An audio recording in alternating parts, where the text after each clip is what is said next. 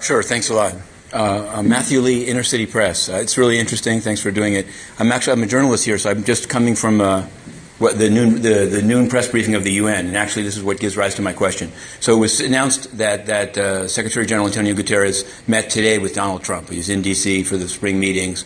So I'm wondering, obviously, in what you're saying, particularly for the author, what do you think the UN should be saying to the current U.S. administration, or in the case of Brexit in the U.K.? I mean, I guess what I'm saying is it seems like this seems to be a UN principle that prejudice is a threat to security. At the same time, some people say the Secretary General is not saying it as much as he might because he needs the funding. So I'm just wondering sort of how you think the UN should position itself, and also whether you think, you may not agree, but whether you think that the UN itself may have some prejudices. In the same briefing that I'm coming from, there were talk about people in Haiti that were victimized by peacekeepers, and the UN system is not even giving the DNA test to the women that had the children of peacekeepers. Yesterday, the situation in Kosovo where Roma were poisoned by lead in a UN camp and not being compensated came up. So do you think the UN itself maybe has to look at itself in terms of prejudice, and even against prejudice against the media that covers these kind of issues? It seems like they're treated differently. That's a question for Maher, but I really would like to hear what you have to say. Thanks a lot.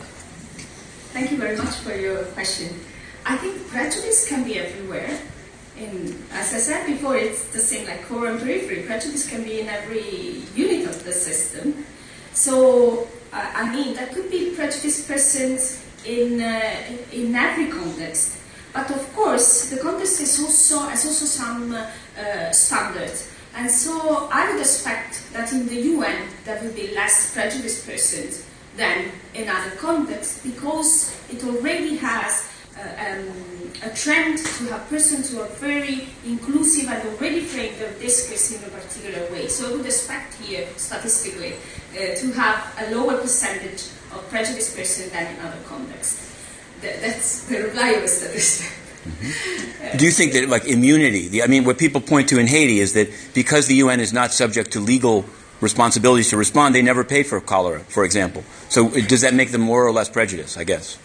Yeah, I want to reply to one question you made before about the particular situation in camps and the UN peacekeeping forces. And, well, there have been, we all know that, so I don't think we have to neglect the issue. It is important that there are controls in place everywhere for every system, and it is important that we acknowledge where something wrong has happened and that we address them. I think violence feeds violence and hate feeds hate, so it's very important to make sure that particularly an organization like the UN or whatever other international organization deals properly with all with important issues. For that reason, I focused a lot on the EU, because the EU is a very typical organization. It's a post-national organization in its own nature. So how is it possible that a project that, for which we were really enthusiastic in Europe, particularly my generation,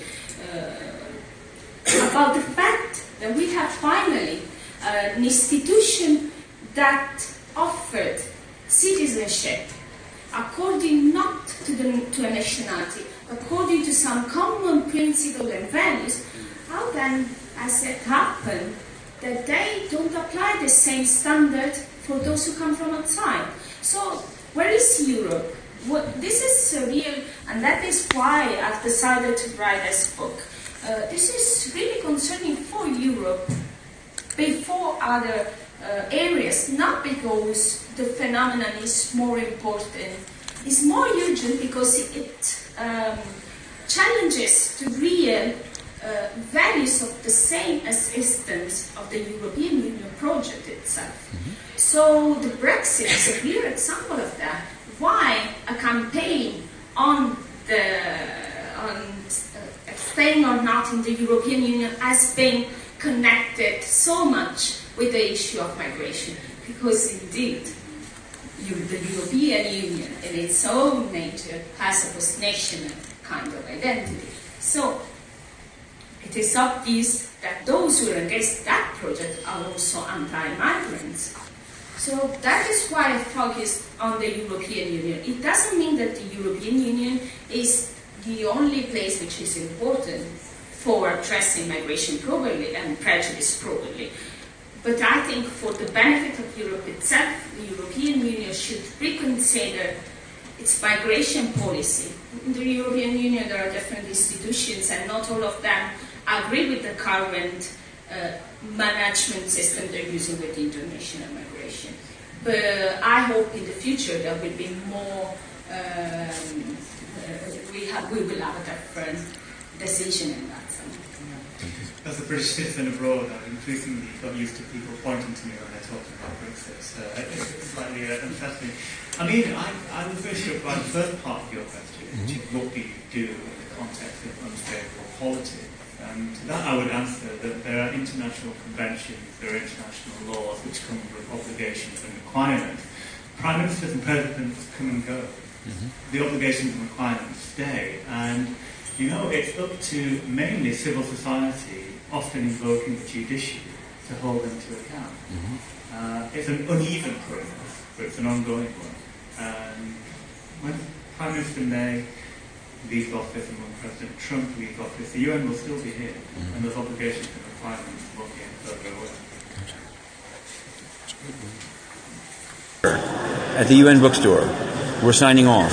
The question was raised whether the UN is itself prejudiced in Haiti rapes, in Kosovo, Roma, and prejudiced against the media that reports on these things by treating it differently and confining it to minders while people that don't even come into the building or support the UN are given better treatment by the moderator of this event, Maher Nasser, the head of the Department of Public Information. Yesterday, he responded and said, but Inner City Press has the same access as 3,000 journalists who come in for only the General Assembly. Well, that's not the point. The point is there are more than 100 resident correspondents, some of whom, including Akhbar al Yom of Egypt, to whom Inner City Press's office was given as a punishment, as a disgusting retaliation for coverage of corruption.